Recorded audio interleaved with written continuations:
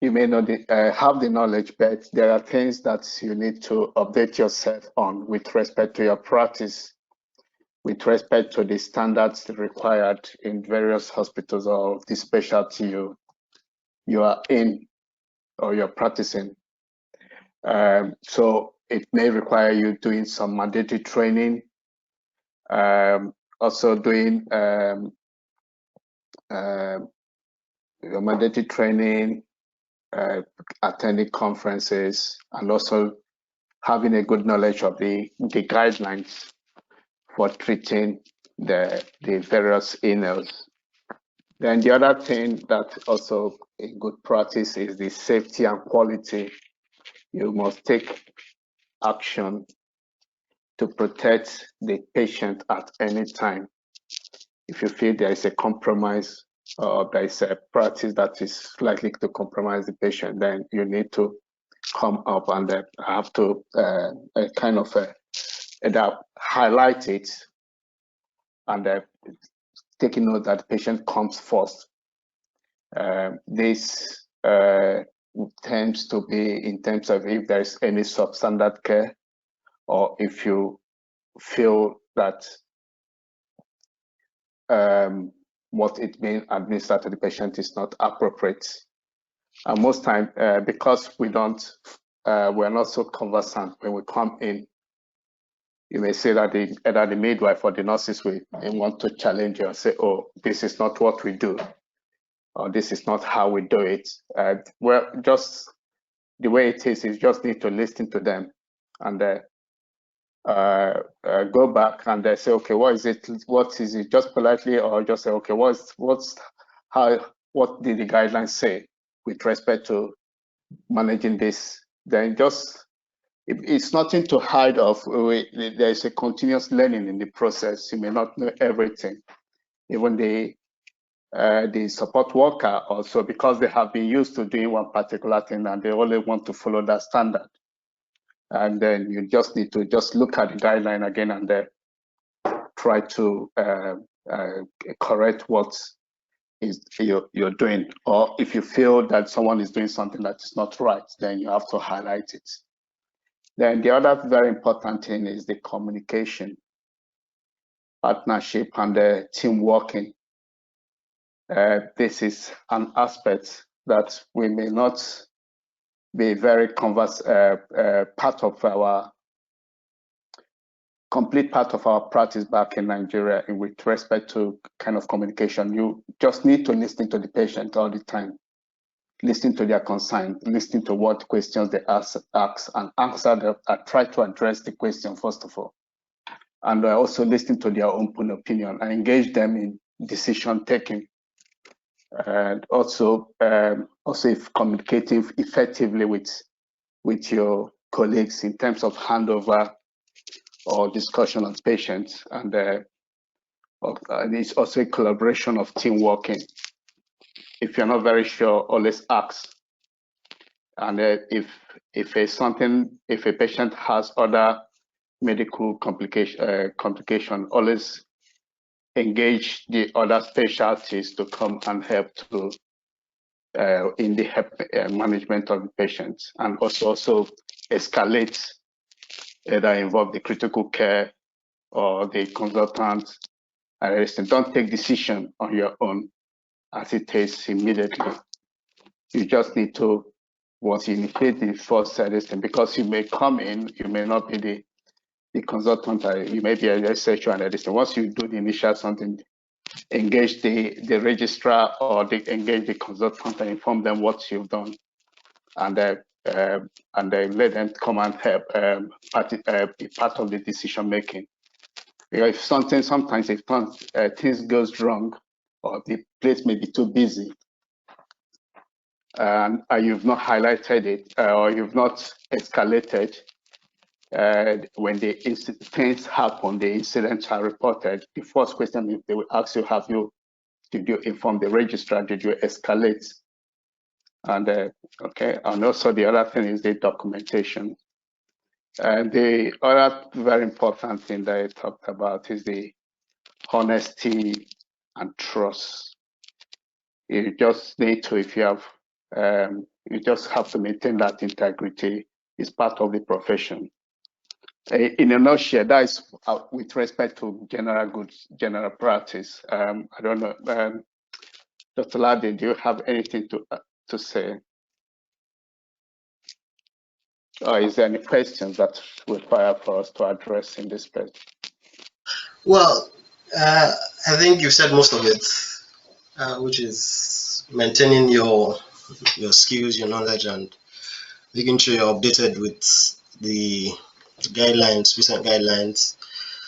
I think I would lay more emphasis on documentation and honesty, because for me, those are the things I struggled with when I initially came in.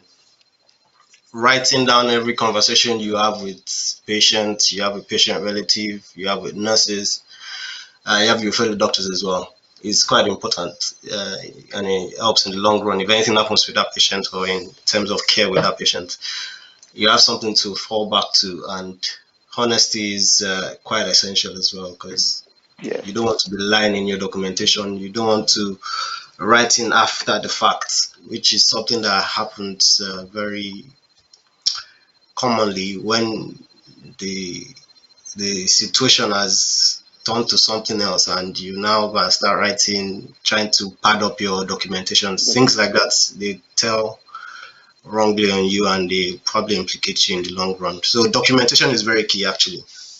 Whatever conversation it is you have, no matter how mundane you think it is, you have to just write it down. It's something I struggled with. I was just walking by the corridor, and the patient relative would just catch you and say, "Doctor, sorry to bother you. I know you are busy. Can you just tell me what's going on with my mom? What's going on with my wife?"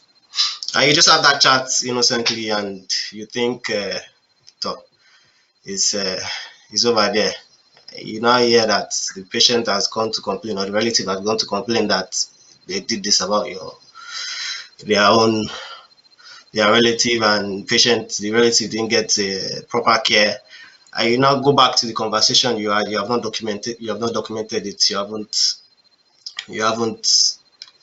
There's nothing to actually say the conversation you had with your patient relative.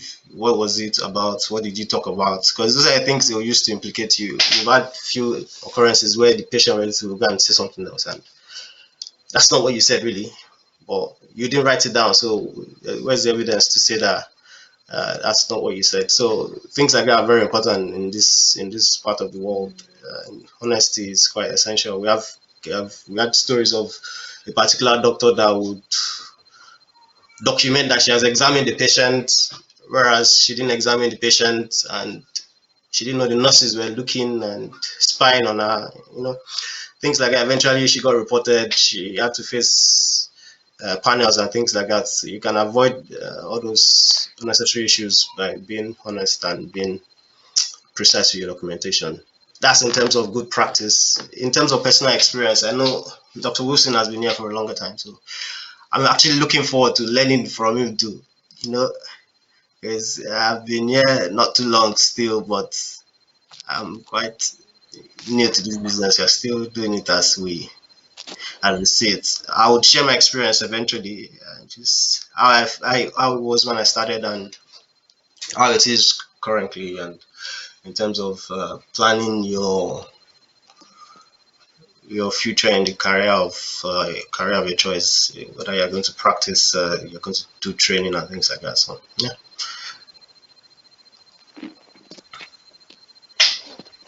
Yeah. Does anybody in the audience have any question?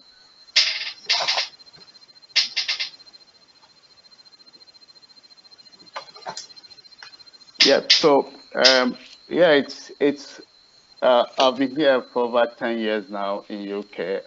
It's quite challenging at times when you come in. Usually, I came in after my part one in FWACS, that is senior registrar. But because of the way the system is, I came in as a highly skilled immigrant visa. the first job you're supposed to be taken as a registrar, and a good number of doctors are coming in with the modified form of this highly immigrant visa. They have the medical initiative, that is MT, medical training initiative, in which they recruit doctors from overseas who has been into specialist training in various departments, like in Ops and Gynae, where we've got two of Nigerian doctors who are under such, who has come in through that method. Usually when you come in, although you register there, you've got experience, you've got your skill, but the main thing is, how do you settle into the system? They may be short in the department and want you to jump into registrar post immediately. My advice is, don't accept that. You just need to tell them you want to start off as an SHO. That gives you a bit of time to get yourself adapted to the system, see how things are done, see how you'll be able to read through the guidelines. You may have been able to go do your training, that's updating your knowledge on the system. With respect to the guidelines, doing the mandatory training and doing some of the special skills that is required for you to add up as a registrar. I don't know this. Yep. Then over 6 months, at that time, you would have been able to gotten the basic knowledge that is needed as an SHO, because if you're acting as a registrar, you should be able to do both the SHO job and as a registrar, and you should be able to know when to escalate and when so many things, so you have so much responsibility. So when you come in, if you dive into the registrar post, it could be very challenging and stressful. And that could cause some degree of undermining from the either the nurses or the midwives or this thing, or they could start writing complaints. I've got a couple of like last year we got one of the girls from India, and she didn't complete her MTI training. She has to go back because she wasn't really coping. The department needed her to get up to registrar posts. But after 6 months, she has not been able to. It has to do with communication, how you relate with. They also relate with colleagues and the nurses, how you talk to the patients and everything. The nurses are all there watching you. The patients are watching you. The system, they complain a lot. So initially that could be overwhelming. But if you start as a junior doctor, you as an SHO, you would have adapted to the system, see how the communication goes, and let's see how things are, how the guidelines, and you would have updated your knowledge with respect to doing the mandatory trainings, doing the special skills, like basic surgical skills, or attending prompt, like in Ops and Gynae, prompt how to attend to manage obstetric emergencies. If you are working in A&E, there are some basic things you just need to how to deal with cardiac arrest or do the advanced life support. You should be able to act when needed to. So, what I'm trying to say is that once you come in, step down first of all. Don't take the post they expect you to take. Just tell them you want to act up as a registrar. Then after 6 months or 1 year, by this time you would have adapted yourself very well, updated your knowledge, and know how the system works. Then with that, there will be minimal risk on you having complaints, because one of the common things as a new doctor is people complaining. It could be very stressful, and say, oh, they didn't hear what you say, or you can't talk clearly, or you did not respond to your blip, or these are common complaints that they come up, and it's just when you're able to when you have adapted to the system, you should be able to know how to deal with such issues by the time you are now as a registrar. Then carry on with also providing quality care as needed by the GMC.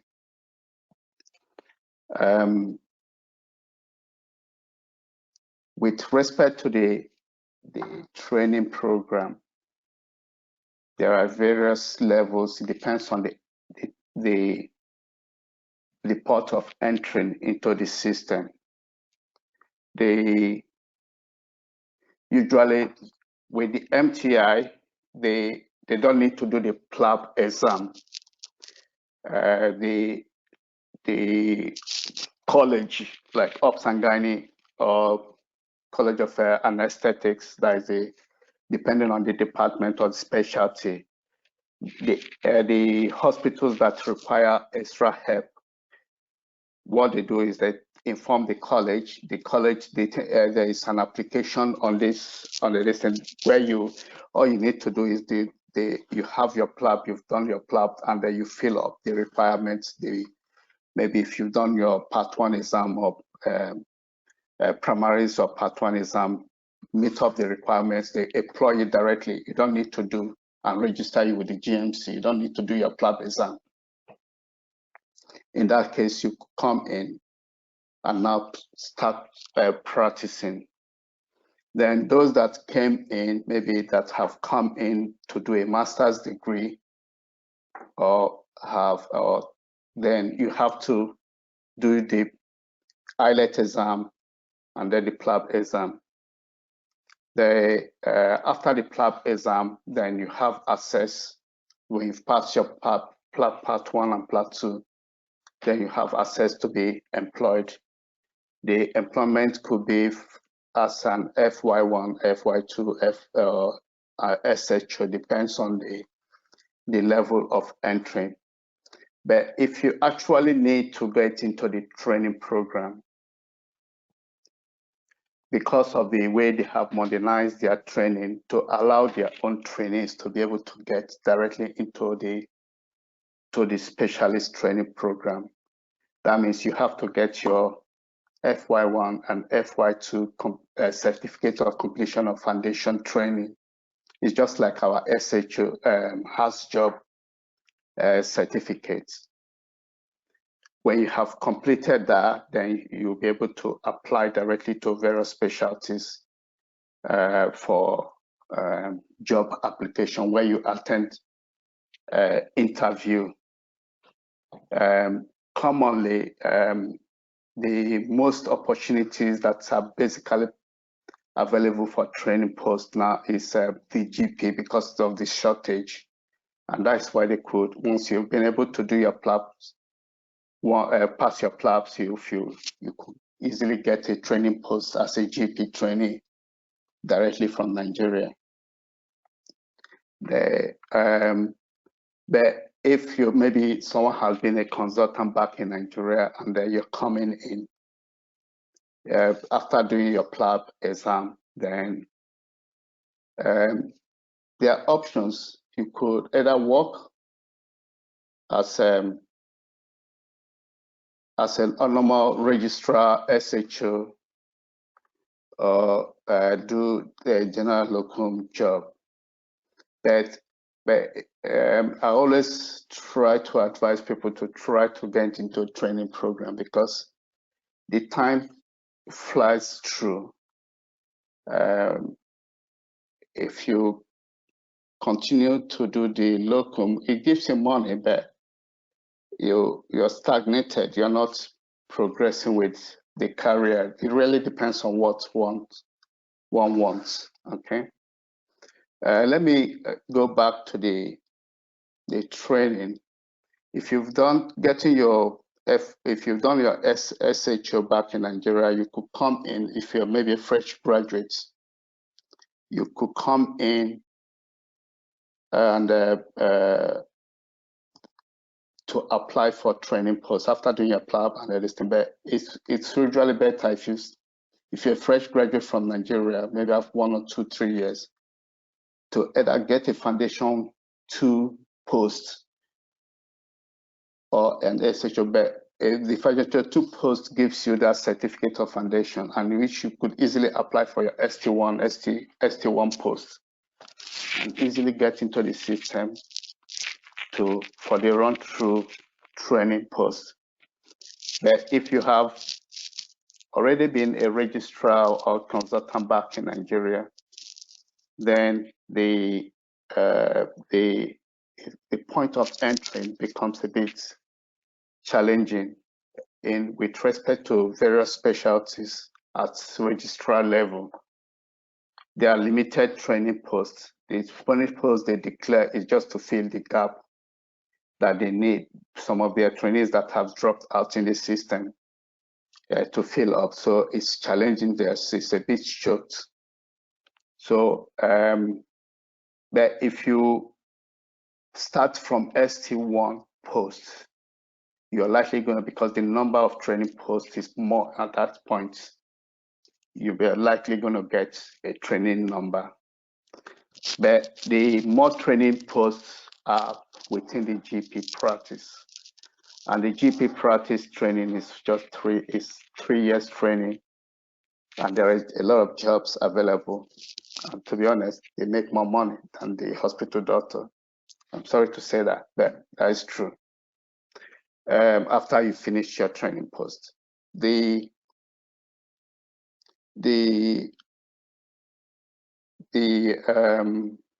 while the other specialty training posts, if you're starting from ST1, could be for up to 5 to 7 years, depends on the specialty. Most of them are up to 7 years. By ST1 to ST2, it's like the SHO. Then ST3 to ST5. It's more of a ST3, ST4 is junior registrar, ST5 is also junior registrar. Then ST6, ST7 is when you do your advanced training modules before you get your certificate of specialist training. Then you apply for consultant post. In a nutshell, I don't know if anybody has any questions. Then before I go into in depth of what is required during the training posts and things that you need to do.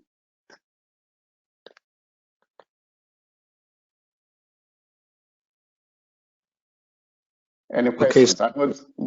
I know some of the non-trainees, not medical doctors, or this thing may find it a bit may not be very clear. But if you have any questions, specific question for me to address, then I should be able to address it that way. Once they make a complaint, you have to address it, and it could be very challenging initially. That is why I say once you come in, don't tell them. They may want you, because of the demand on the system, they want you to take responsibility immediately. Don't try to know that you need to get used to the system. You need to get you to the system. That's why I say you basically start from the SHO level, so that you know how the hospital runs. You know how to address issue. You have been able to get through to know the guidelines, know how to deal with emergencies, and know how to answer bleep, and know how to talk with patients, and know most importantly, listening to the patients. Okay. One of the patient complaint I had from a patient was saw her in the gynae clinic. She came in. She didn't want me to examine her. It's fine. Okay, the gynae oncology clinic was busy, and the pressure was on me, was on us to see this patient completely. But she said her complaint was that I didn't even listen to her. But I've done everything for her. I've requested for her to come in for a procedure. But she said I didn't give her time to. But I have to come back. I have to reply her that I'm sorry. I didn't get that because of that. I'm sorry that I could not answer your questions. The reason that is that I've learned from this that next time we will listen to you to know what you're doing, what you're saying.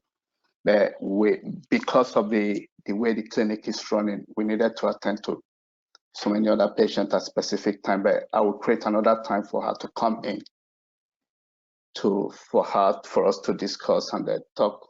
This and also highlighted this to my that time I was a registrar to my consultant, who we now have to call the lady back, and there's nothing. You say, oh, that what she wanted to say is that she didn't have time when she comes in for the day procedure, who is going to help to look after her husband, who is poorly at home. That we wanted to know what time and this thing. So they may have some other social issue. With respect to coping with the workload, I know sometimes if you start at the lower level, get used to the system, that gives you time to, because you don't have much responsibility on your head, or just that, you see the patient, you escalate, you talk to your next level. So that puts less pressure on you. And most time with the way rotas run, they have time you 48. The rota is fair enough, is better than what we have back in Nigeria with respect to working time, in which you do your own call over the weekend. Back in Nigeria, the following Monday morning, you continue your normal work activity here. No, if you work over the night, if you do night on call, you may have 3 days or 4 days as off days. So you should be able to, do still have some time to have some rest and to recover, and to help to meet up with the challenges. You must be up to date with your mandatory. Just on all those areas that you feel you are lacking, just try to brush them up immediately, because that's where the challenges the nurses are going to come in to talk to you. Then the other thing with respect to family is quite challenging, because we know back in Nigeria, you have family members and other people living with who could come in to assist you, especially when you have kids and this thing. So it becomes demanding. So it has to be, if you're alone, good. But if you're married with kids, it's challenging. You have to make an understanding with your wife and then know how the rota runs, because you have to do your school run. Someone has to collect them. If they are late, if they are not picked up early enough in the school will make complaint that they are leaving child. They may goes to social service, so many things or the other things. So it has to be a balance between you and your wife with respect to the timing of working and managing the home and picking the children from school or taking them to the activities, and you going to your work. So you have to share the rota and see how you manage it. At a time, one person may not be working, or one person may be just on part-time, to be able to meet up with the work activities or meeting to your work activities. It's really challenging with respect to that.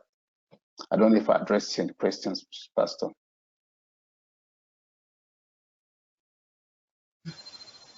So there should be a coordination between you and your wife with respect to managing your time and kids.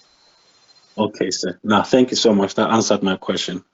Yeah. Thank you. I'd just like to add something in terms of complaints, and I think it's very essential you know your limits and know when to say no, especially as a junior doctor. Because the pressure is much. It's a lot, actually. The nurses want this done. They don't want to make decisions. There are decisions nurses can make and they don't want to make. They want the doctors to make. And if you're not equipped or you're not sure about that decision, it's best to say you don't know. You don't be shy to say you don't know. That's where the honesty comes. Yeah. Exactly. You just let them know you don't know. You can now tell them that you would get more information from a senior colleague or someone that knows. That's you being helpful rather than saying the wrong thing and problem starts.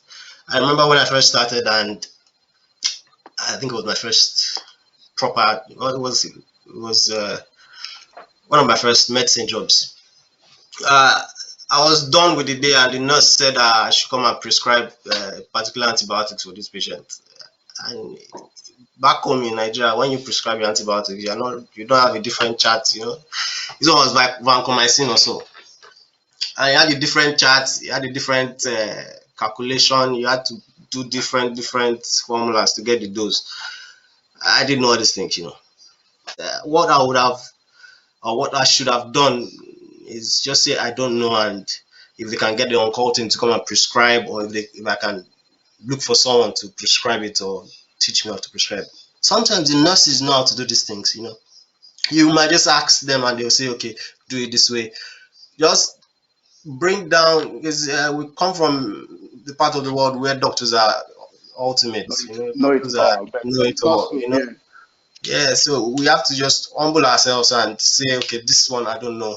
Do you have any idea? If you have an idea, just let me know. If you don't, I can look for someone that has an idea and we'll get it sorted. Rather than doing the wrong thing, and because in that case, if it wasn't for the sake of my wife, I'm sure it would have been a different story, because these are medications that need accuracy and precision, and if you can't prescribe something else. So I'll say, in terms of complaints, just know your limits, and like Dr. Wilson said, communication is very important. Clearly communicate.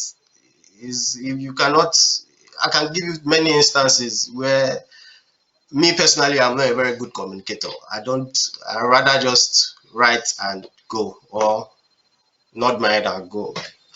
And I'm sure, yeah, some of us are like that. But in this country, you need to communicate properly, communicate fully. Don't say it halfway. Say it well and write it that you've said it, so that at least in the future you don't have problems. Because cases can come back in years to come and bite you in the back. It doesn't have to be immediately. It can be back further in the future, and I think it's just be a sorry case that basic skills like communication are things that are causing problems for us. So we might not be able to avoid complaints, but at least you can do your best to put yourself in a better position to address these complaints. And sometimes, like Dr. Wilson said, the patient is just looking for an apology. Just apologize and let the case die. Yeah, so humility, honesty, and good communication is quite essential to avoid complaints and to deal with complaints as well, because some of these people are tricky as well. They just want to complain. It's not about you. Sometimes it might be about you, but it's just about them, about the system. They just need to complain about something. And if you are in your right standing, if you have done the right things you should do, then you don't have any problems. That's the only thing that makes me sleep well at night, knowing that I've done the best I can in my capability. Yeah. So as Ladi has said, communication is very important, and just be always be honest. If you don't know, good number of times the nurses or the midwives knows these things, and that if you have a good rapport with them, they will direct you. They will explain to you, this is what we do, this is where the guideline is, this is what the guidelines say, this is how they've been doing it all the time. And if you listen to them, most times, and if you got a very good rapport, you won't run into a problem, and they will let you know if there's anything that is going wrong. So having a teamwork is particularly very, very important in the system. Then progressing with respect to your career progression. If you're in the training post, it's more straightforward in the sense that there is a portfolio that has been built for you to complete and that to meet up with all the modules that is required. With the GP, the very important thing is completing that portfolio is absolutely very, very important, even more than the exams. The exam is important, but doing all that is required. Ladi's wife was very good. He has a diary, things that he needs to sign off. You just know what each training period, there are things, mandatory things that they want you to complete. If you're able to complete it, you won't have problem with progression of your training post. Doing the mandatory training, doing your presentation, doing your case studies, doing your, just a minute, I don't know what's wrong, it's going down. Documenting your team meeting with your educational supervisor, and also doing your team observation, how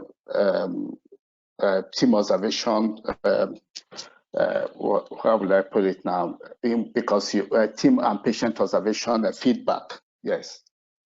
And when sending the feedback, most time now the feedback, the team observation feedback, that is the TO1, we call it in Upsangani.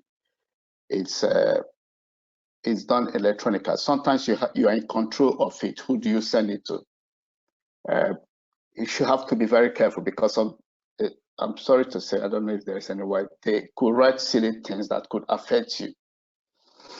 So you just need to choose who you send things to. Just be careful, because they could write silly things and they ask you to either extend the period or try make you to do some reflections on what has been made, or you may repeat the posting because of what has been documented on your team observation feedback. The exam is also very important. The exam is most, if you, Nigerians don't usually have a problem with the written one, is the OSCE one, which is more communication part of the exam that is sometimes challenging. I think it has to do with the communication, and sometimes they don't, when we speak, they may not hear us very clearly.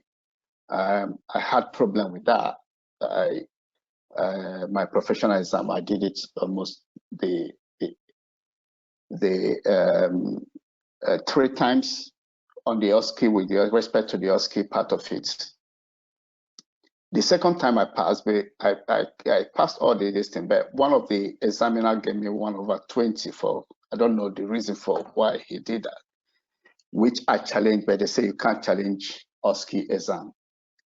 And I failed that exam, just with 1 mark away. If he has given me 2 or 3, I'm not stupid enough to get, but I don't know why he gave me 1/20.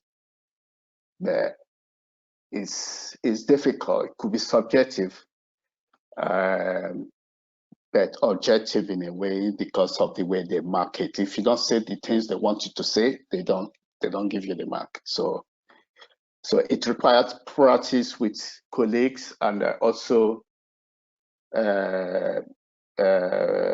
practice with the people that has been on the system to know how things are said, and how to answer questions, how to deal with complex issues. It's all practice and practice. Then when you master it, you just go there. It's all showmanship with respect to the exam.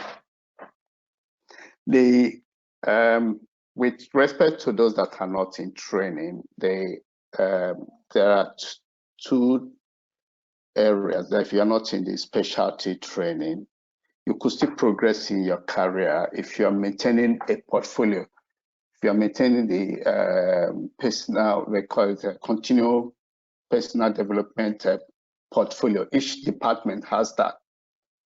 Even when you're doing locum,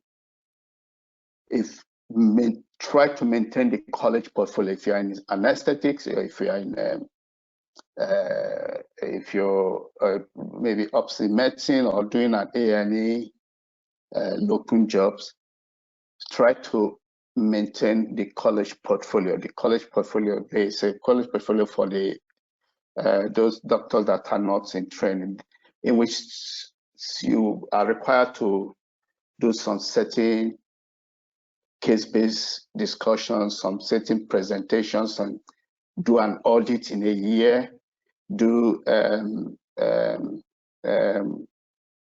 audit in a year, do maybe presentation, then courses you've attended, do reflections on them, because all this will also help you at your yearly appraisal. It does help you your yearly appraisal, and also you have to do your team observation feedback and also patient feedback for your yearly appraisal. Although the patient feedback is done one every 3 years, and also if you're not in the training post, and also the colleague feedback is also done once in every 3 years. But if you maintain a good portfolio, you don't really know when you're going to need it, because if you say especially if one is doing locum, sometimes after some time you may want to go back to the system. But if you're not maintaining a portfolio, it becomes a bit more difficult, because you've not been keeping things you've been doing. Because the system is based on evidence. They don't really bother how skillful you are. If you don't show document on things you do, what things you have done, that if someone has signed you off in how to put up a tracheostomy, or put up NG2. If you have not been signed off on the evidence, they may not want you all to go to the next stage of career development. So maintaining a good portfolio is really, really important, both for your appraisal, your career development, and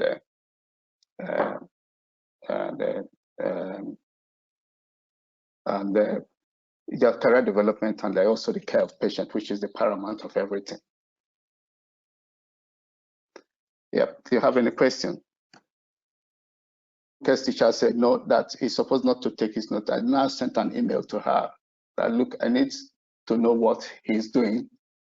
I need to know how he's engaging in the class, and I need to know how we could help to support him so that his grade will get better.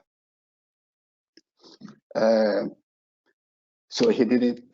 Since then, she didn't make any fuse any longer, because she now said, "Oh, this parent knows what it's driving at, or knows what it is." And if you let them go, then if you don't engage them, then you see a child that is performing very well. You could see that he's drawing back. So you just need to, either the mom or the dad needs to be sure that their schoolwork activities is going right. Then they've been doing extra lesson. They have extra lessons. Make sure they have extra lessons, because what they do in the class, this place, they don't do exams like back in Nigeria. They don't do, if you fail, everybody's going. That is the whole class go. There is no repeats. Okay. Although it has its own benefit, but the system is so lax. That's why when they compare the academic performance of children in UK with other Asian countries and everything, you see that their performance both in Asia and in Nigeria are better. That is why some children coming from Nigeria, especially when they are 10, 12, when they have already got that discipline of reading and the performance, they come here, they do very well if they don't lose focus. So it's really very, very important to know what your child is doing, see how his performance. They'll give you a report at the end of the day. If you don't follow them, to know before the term ends or before the year ends, because everybody will go to the next class. Nobody fails. Then you go to the next class. Then by the time they are getting to year 10, year 12, they're not telling them, oh, you're not meant to go to college. You're not meant to go. You should go and do apprentice. You're not meant to, that you're not good enough. They just start, there is a subtle way they tell them that you will not be good in if you go to do an apprentice, you go to college. So it depends on what the direction you want the kids to go. Okay. I know Ibuka came back some days ago. They told me that they were discussing that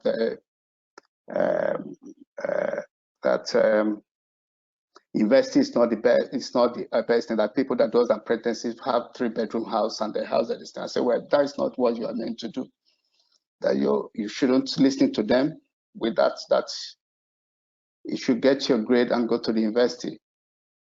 That you should work hard to be well educated so they could manage the system. So they talk to them, they tell them, you don't really know what they tell them in the class. So it's really, really very important to engage them, and create, I feel the kids need extra lesson here, kind of, if you could. Those in the primary school could do one lesson, or they sort of private lessons, although it may cost about £20, £25 per hour. So with respect to the kids, it needs teamwork with the parents. It could be challenging. We don't really have anybody to support ourselves, but because you're here alone with you, your wife and yourself, unlike back in Nigeria where the teacher could tell you, oh, this child is not doing well.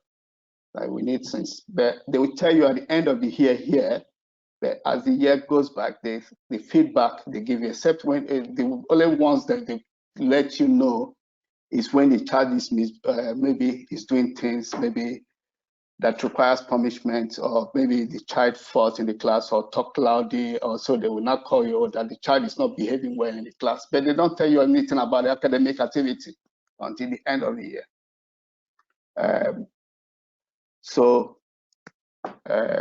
There should be a teamwork between parents with respect to guiding their children, especially if you're a medical doctor and if you're not. I know we sometimes get engaged with trying to do extra shifts and this thing, but we should, because that's one of the primary things we're all here for, a betterment of our children. So we should give a focus on them. Then also with respect to the schools, the primary schools, the kids attend, I can't really say much with respect that the primary schools are all within the same standard. Like the secondary schools, there are some that are graded that are better than the others. The 3 months are lower, but and to get into the school that are these government schools that are these non-fee paying schools, you need to live within the catchment area. I don't know how many parameters. There's a way they check it. If you're not living within the parameter, your child will not be admitted into the school. Then there are other private schools that are available. They are good, but it's quite expensive. You pay almost 10 to 14,000 pounds a year for a child to go to the private schools. Then with respect to the grammar school, the way the Asians does it is that they start as early as 3 in preparing the child to enter the grammar school. The grammar school is like the federal government colleges back in Nigeria. It's government owned, but the facilities and the educational activities is far better. It's far better than the distance. The children do the entrance exam at about towards the end of year 5 or so. Yeah, and you need to score very high mark. Unfortunately, within the Ipswich, the grammar school that we have is in Colchester, and there's also one in Chelmsford. So the competition is really high. The child needs to score very high to get it. So, and the preparation starts early enough. We didn't realize it enough but if you start them on time, because they are likely going to make the grade to enter into the grammar schools. In a nutshell, that's what I could say with respect to schools. Thank you, sir. Yeah, and the age is usually year 5 entrance exams. The exams that. Even from the period of the primary schools, they don't really do exams. They just do some few assessments and everything. So you just need to really keep a very close eye on the kids. So that was what I was going to add in terms of primary school, nursery schools. Just as Dr. Wilson has said, primary schools are pretty much the same. So what I've noticed so far is that right from the young age, from children, is that I know, like Dr. Wilson said, don't get caught up with work, extra shifts. Most of the bulk of work in training these children educationally as in primary school level actually rests on the parents. You have to just imagine, just even pretend that they are not even going to school, that you are the only one responsible for their education. Because what you will find out is, like Dr. Wilson rightly said, it's only when they do something wrong that you will have feedback from the school. It's only when your child is standing on the table or making noise or biting the anything bad like that, that's when you hear back from the teachers. But anything that concerns, are they learning the ABC, can they spell, can they read, they don't usually want to, you will not really get anything back. And I've also noticed one thing about them that is very, I don't understand why it is like that. They don't actually teach the children. They only work on what the children can already do. So if you send your child to school and the child cannot read, don't expect that that child will come back home and come and read. So you have to teach the child to read and go to school and show them that he can read. It's the other way around so you can't rely on the school system completely and say the child has gone to school, come back a learned, individual. And before you get secondary level, I think primary education you have to set the foundation right. So if you have any young children, don't ignore them and say, okay, they are still small, I'll focus on it later. This is the time. From the time they can speak, anything you want them to know, ABC, color, anything, starts sitting. If it's 1 hour a day between you and the husband and wife, somebody shall 1 hour a day, sit them down, try to do something, either through play or whatever, because these people will not do it for you. That's something I have realized. That's what I wanted to add. They had more activities here compared to London, and they made them to read more. So we now get extra lesson for him, engaged him the more. So he now went up above the where they started him from on this scale.